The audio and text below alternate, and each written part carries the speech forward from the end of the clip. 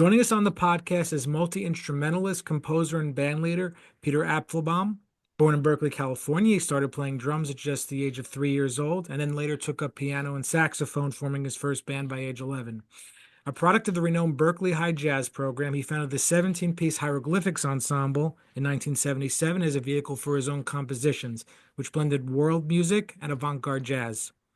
Over the years, he's performed and recorded with jazz legends such as Don Cherry and Carla Bley, also touring extensively across the world. His work with the Hieroglyphics Ensemble and his collaborations with Don Cherry's group have solidified his reputation as an innovative and boundary-pushing musician.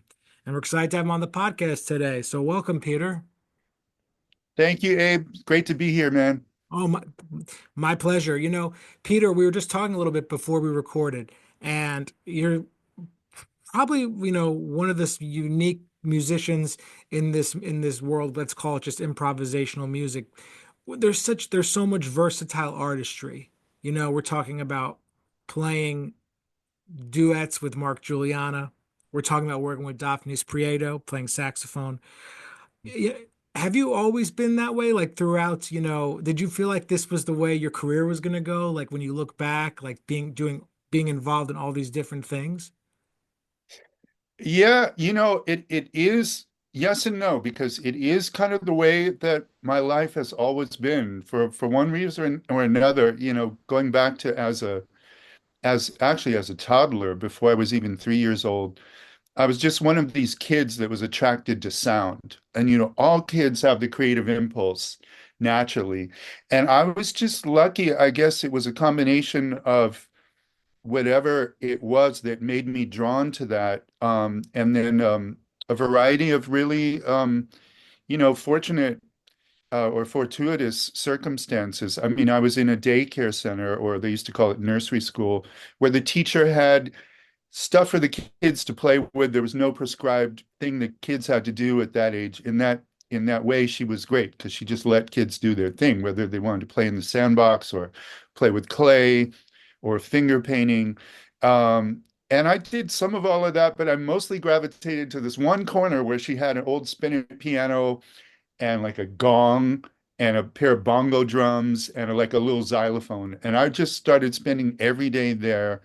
Um, and I was just interested in sound, and You even remember made some. this. You remember this. Well, I have some help. I do remember parts of it, but actually, as luck would have it, the woman who was the head of that school, Eleanor Griffin, was kind of a visionary um, person in the world of young people's, I guess you could call it education, although she wasn't about teaching. She was more about facilitating, I guess. She went on to write a book about her experiences as a nursery school teacher. It's called Island of Childhood. And there's actually a chapter on me, on what I was doing between ages 3 and 5 there. So I had some help remembering, like she writes some things in it. You can find the book online. It's actually kind of a fascinating book just for anybody who deals with kids. I'm not a parent, but I have goddaughters and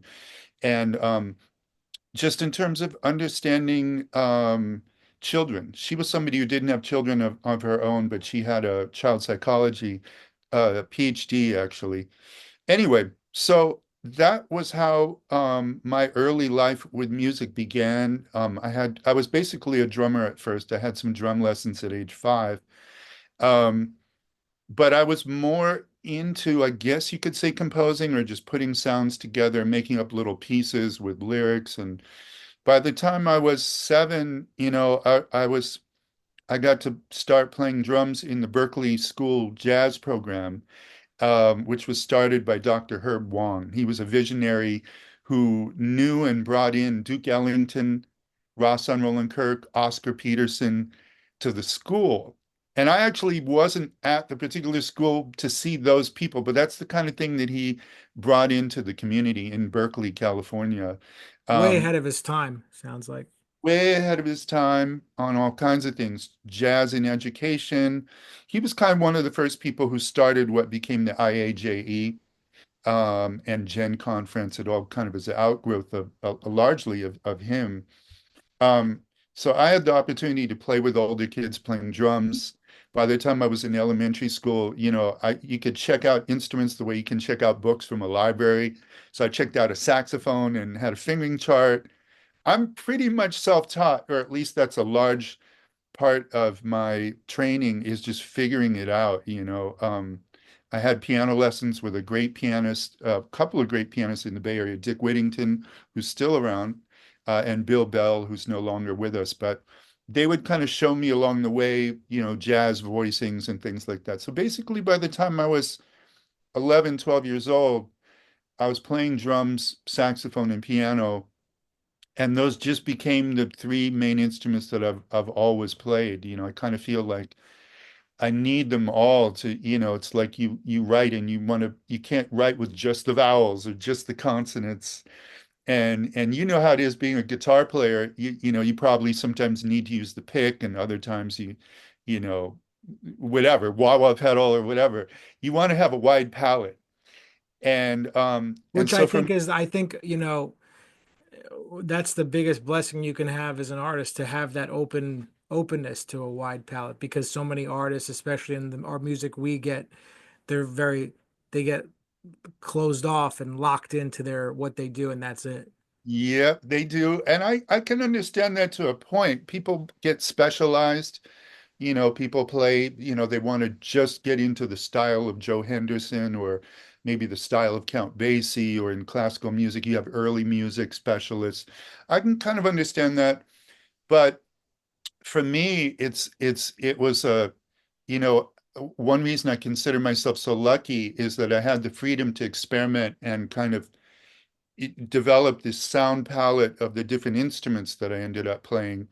Um, but also growing up in the Bay Area was kind of magical because it there was so much music around. And so in the Bay Area we had, jazz groups playing everywhere. The jazz avant-garde was in full swing. Um, One thing that I've reflected on a lot and written about too, is that just going to a jazz club in the early 70s when I was 12, 13 years old, just looking at what a drummer had was already different from what a drummer had 10 years before. Like a drummer would often have conga drums, gongs, even hubcaps, bells, there might be tablas. Saxophone players were sometimes playing like a Middle Eastern oboe, like a Shania. Have you ever Uh, seen the stand-up special by Fred Armisen, Stand Up for Drummers? I can imagine it's great because he's brilliant, but no, I haven't. You should watch this. You should. I'm It's writing that down. Okay. because he goes through all the different drums from, way when they call them trap drummers. Yeah, Uh, yeah. yeah, or Wow. I'll have to check that out. So yeah, so it was like everything was expanding, and the other thing that I think was so important about jazz at that time, um, new music in general, and also, the jazz avant-garde, which I think of as, the main pioneers were African American musicians, from the Bay Area, from Chicago, from New York, from Louisiana.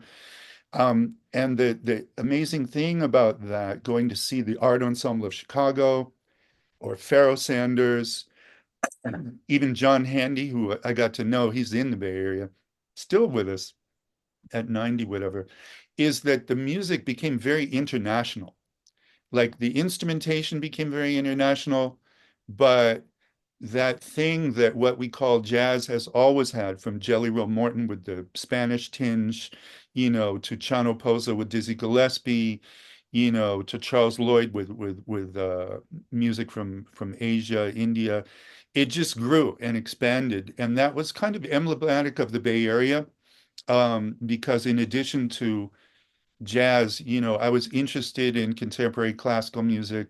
On weekends, I would go up to UC Berkeley and play rumba, with the guys that were playing rumba and even some bata, and that became part of what I do. It became ingrained in me, so that years later, when I would meet Daphnis Prieto from Cuba, some of that vocabulary he was delving into felt very familiar, and so the rhythms didn't really throw me off, and I felt like I could, we have a vocabulary in common there. So I'm sort of moving around, but basically it's all just to kind of answer the question about, has my life always been like this and did I anticipate?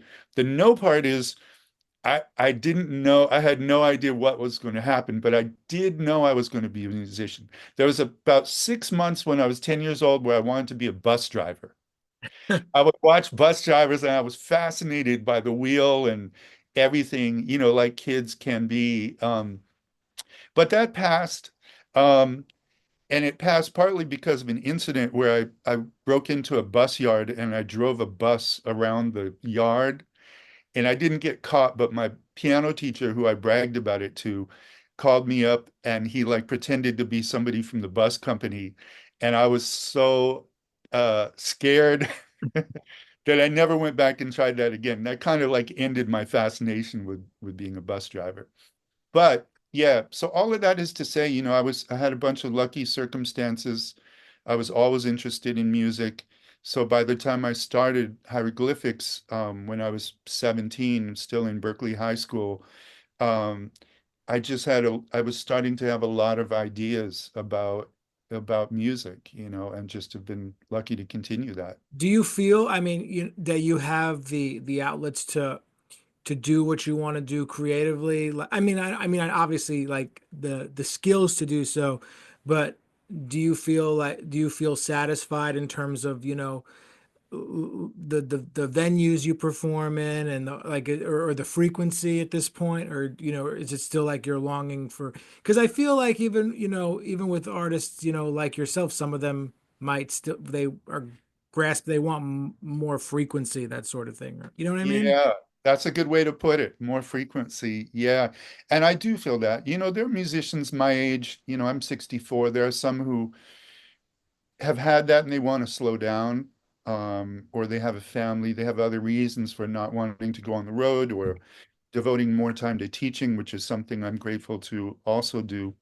Um, but yeah, I would say mostly I do feel that I have what I need. We keep going with the hieroglyphics. It's now New York hieroglyphics, um, and there's a handful of the original players that started with me in the 70s in Berkeley that now live in New York.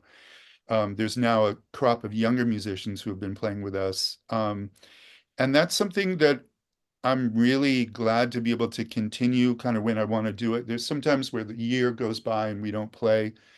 But we just kind of recently reconvened and played Winter Jazz Well, Festival the here. reason I ask is because I was speaking with Eric Wyatt, the New York tenor saxophonist, on my podcast, and Yeah, you guys are the same age, and he was talking to me about the challenges still where he is in his career, about we're talking about, I guess you could say, the frequency or the venues, that sort of thing. So I was just kind of wondering if where your outlook is on this. But you're a West Coaster too. So yeah, I just want to, just was just curious about that. I mean, how you felt in that way. thank you. That's a very relevant question, and it's something that I talk about uh, frequently with my friends, peers that are going through maybe Oh, also have yes. a band. Um, I mean, as I say, I'm lucky to have the hieroglyphics, and I feel like in some ways I'm still growing, expanding the instrumentation. Everybody's a multi-instrumentalist. So we're, doing things we've never done before with different combinations of instruments. Um, but then again, for that reason, I would like to be doing more, excuse me, with that group. Actually, I mean, there's actually probably 4 or 5 projects that are ongoing that I enjoy doing. There's that, I do solo piano. I do duo with an old friend of mine, percussionist Josh Jones in the Bay Area. We have a multi-culti trio, which is a tribute to Don Cherry, that it's me and Josh and the bass player from that group, Bo Freeman, where we do Don Cherry's music and my music and Monk and Ornette and music that we did with Don.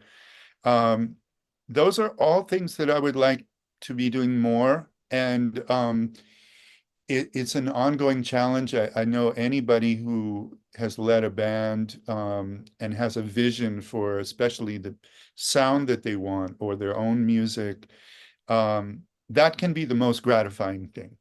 And it can always be a struggle. I try to not have it be a struggle because I think there's an art that all of us kind of learn as we go through life to try to work with what's there and then but try to change what we That's can, beautifully said. right?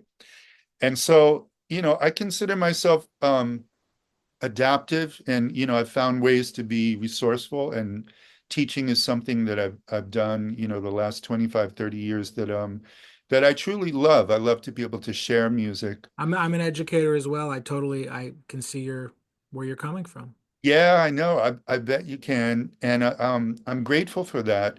And I'm also grateful for, you know, um, when I'm not doing something actively with hieroglyphics or don't have a gig with this duo with Josh Jones or something, there's a handful of people that I work with pretty regularly that if I'm not doing something, they've got something going on.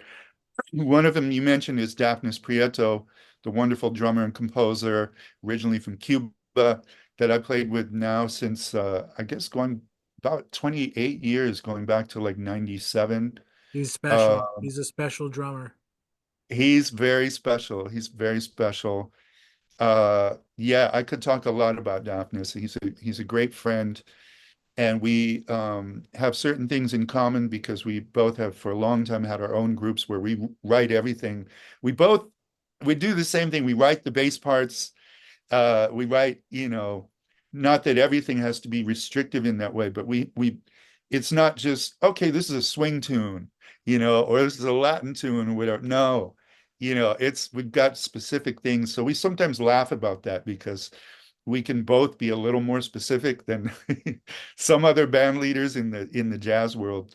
But Daphnis and I just had the pleasure on playing with, I think either the seventh or eighth album of his came out last year, and we just did gigs. It's a quartet, and we did gigs in New York. We played it, I guess your alma mater. We played at Berkeley in Boston Ah, at the Performance Center there. beautiful Uh, venue.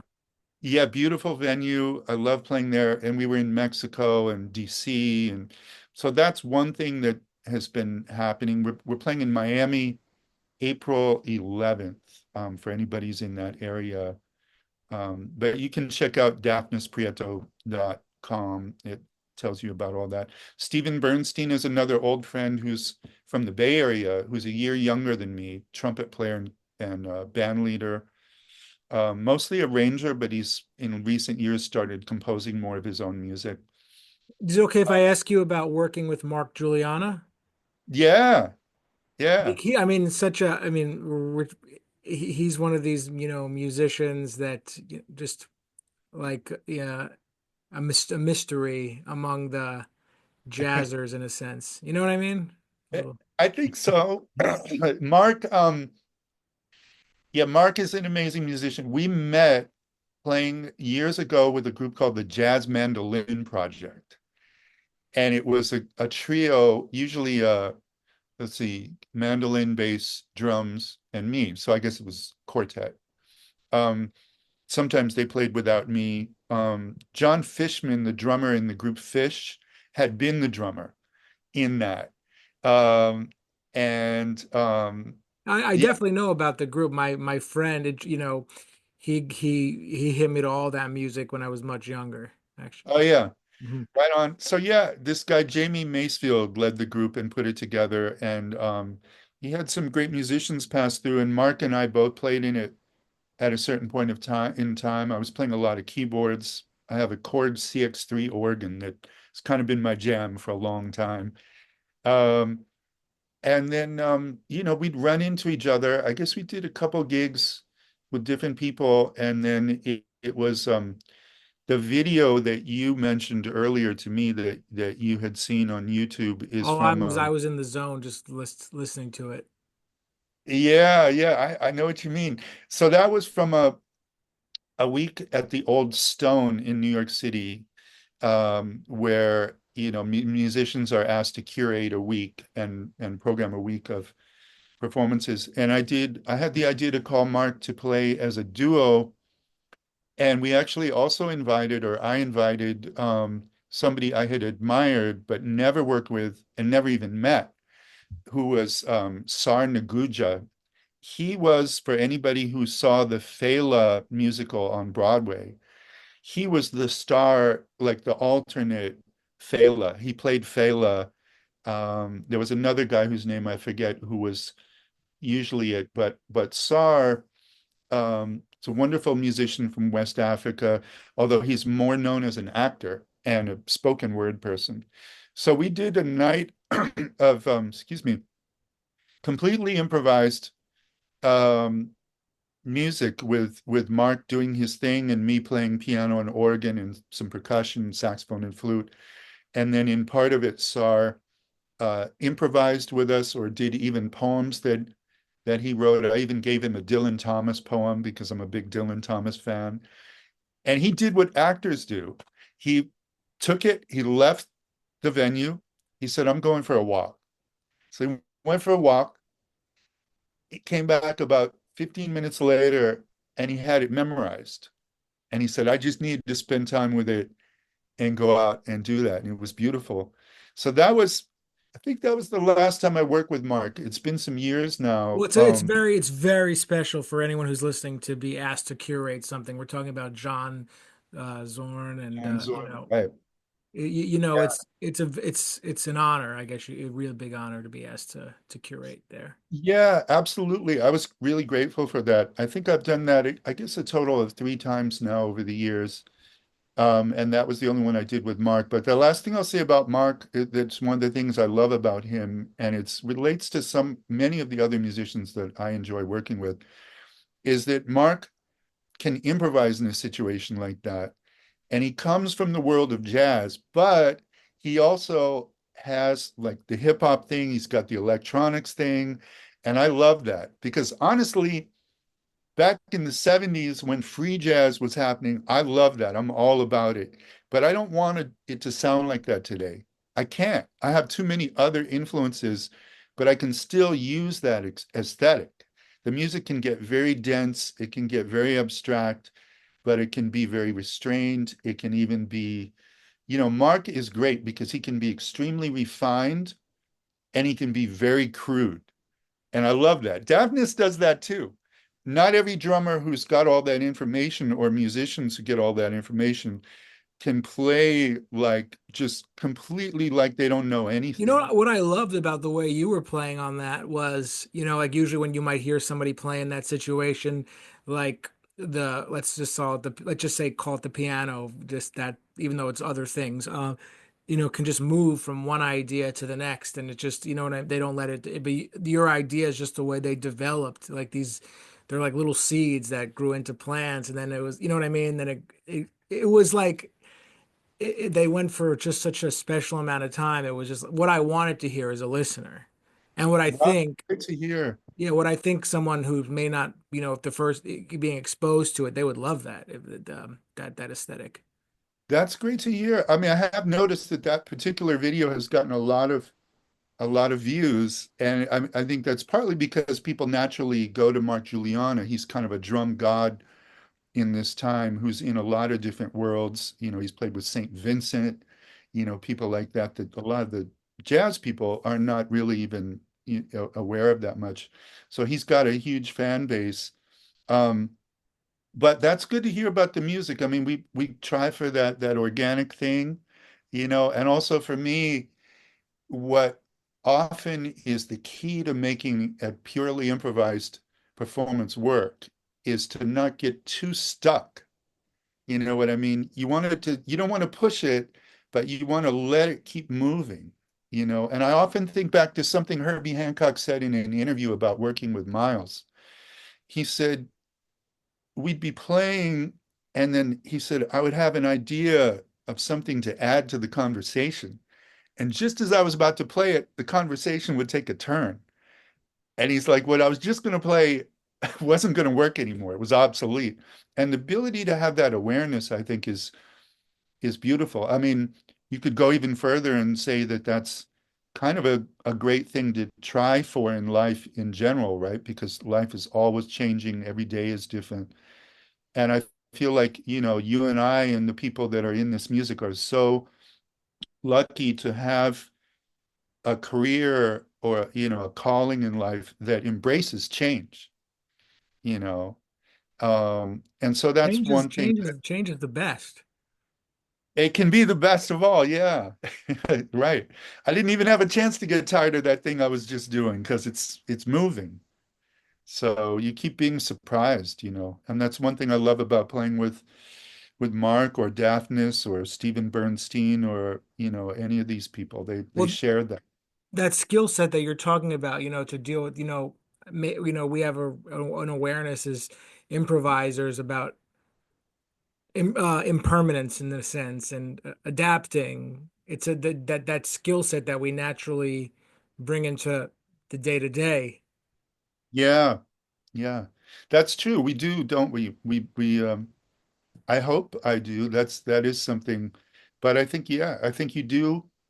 That's true. I think you do get used to change. You accept change in a certain way that can make you more welcoming of it in other aspects of life. Yeah. I also wanted to talk to you about, you had mentioned something that you were working on. I know you want before we started talking about this with the word creative in it. Do you remember what we were Yeah, talking? yeah. Yeah. I would like to talk about that. So, uh, in the early 70s, actually 1971, a couple from Germany, who some people might be familiar with, Karl Berger, who's a pianist and vibraphone player, an educator, and also philosopher, who was from Heidelberg, and his wife Ingrid, who took the name Scherzo, a Buddhist name later on, Ingrid Scherzo, who's a singer and poet. Um, they had come from Germany, where they both had backgrounds playing jazz of the time, 50s and 60s, but had gotten really interested in the music of Ornette Coleman and Don Cherry and those people. And they went to Paris. One thing led to another. They met Don Cherry. Karl immediately got hired into Don Cherry's group. And after spending a year in Paris, they had some gigs in the States and they came over to the States and it was Ornette Coleman who said to Karl and Ingrid, you guys should really think about moving here, and they talked about starting some kind of educational program that would make it possible for people to study with, or not just study, but be with, I guess you could say, learn from in different ways, musicians who were not at that time um, musicians that you could study with anywhere else. They weren't part of academia.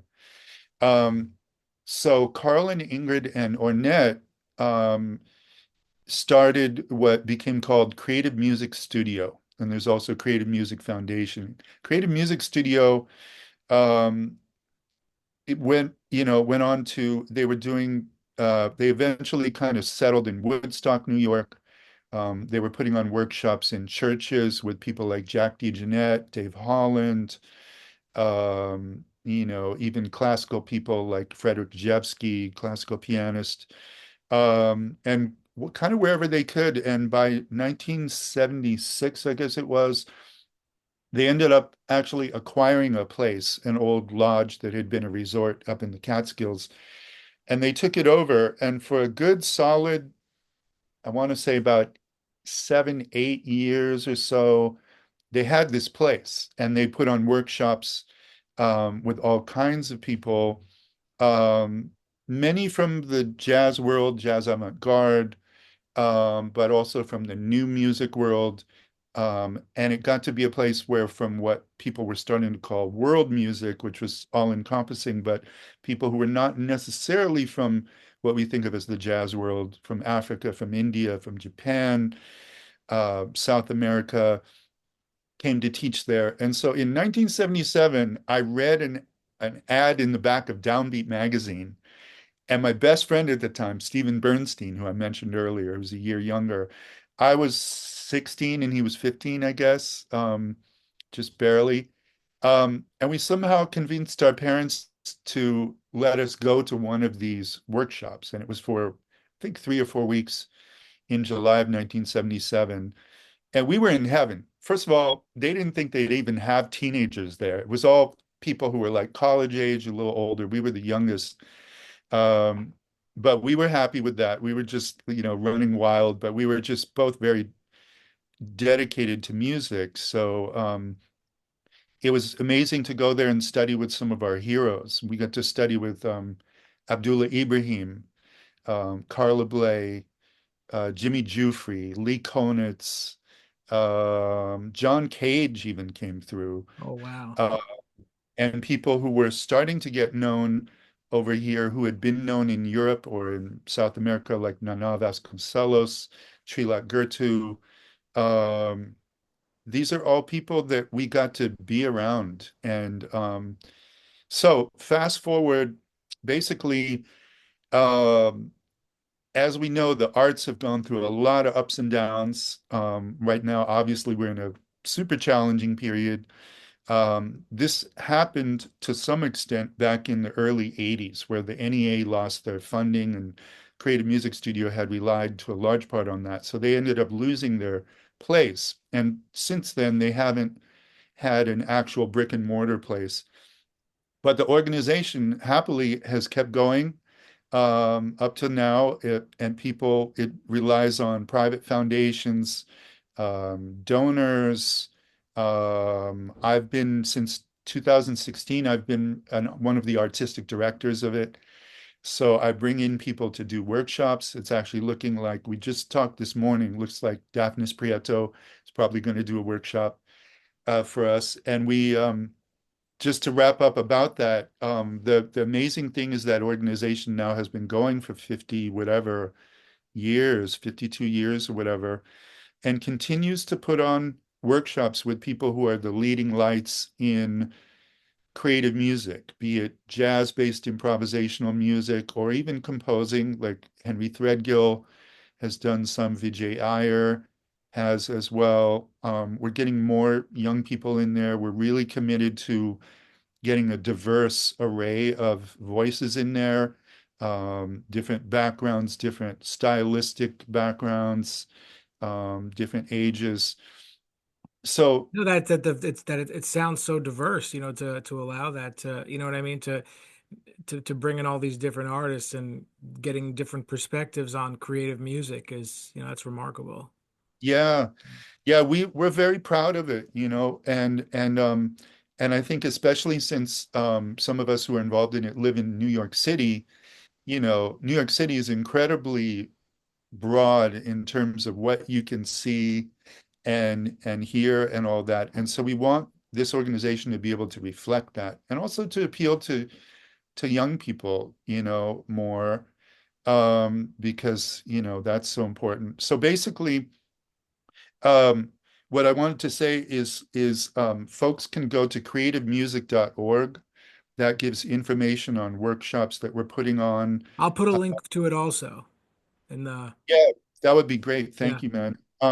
And we have a home base near Woodstock in Kingston, New York, where we put on workshops every few months. Sometimes it's with me, sometimes it's with Ingrid Sertso, who's now I'm not at liberty to say her age, but let's just say that she's been around for a while and still going strong, doing vocal workshops and poetry workshops and rhythm workshops. Karl Berger, her partner, sadly passed away in 2023, but he started something which has been one of the fundamental projects of Creative Music Studio, going back to the 70s, which has been what they call the Creative Improvisers Orchestra. And he would do that, from time to time upstate. I even did a tour with him in 1979, which was my first time going on the road, first time going to Europe. And he had this huge group that he conducted. It was some of his compositions, but very much conducted improv that had Don Cherry, Lee Konitz, Leroy Jenkins, Yeah, Uh, Peter, we're at about less than a minute. We're almost out of time before the meet. We're gonna have to do part two. Is that okay? okay, great. Well, so I'll wrap that up. So basically, I took over the leadership of this Creative Improvisers Orchestra, which plays the last Sunday of every month, Sunday afternoons in Kingston, New York. So that's something to look out for. And it's always great, always different. And we have a lot of exciting guest artists coming up this year. Beautiful.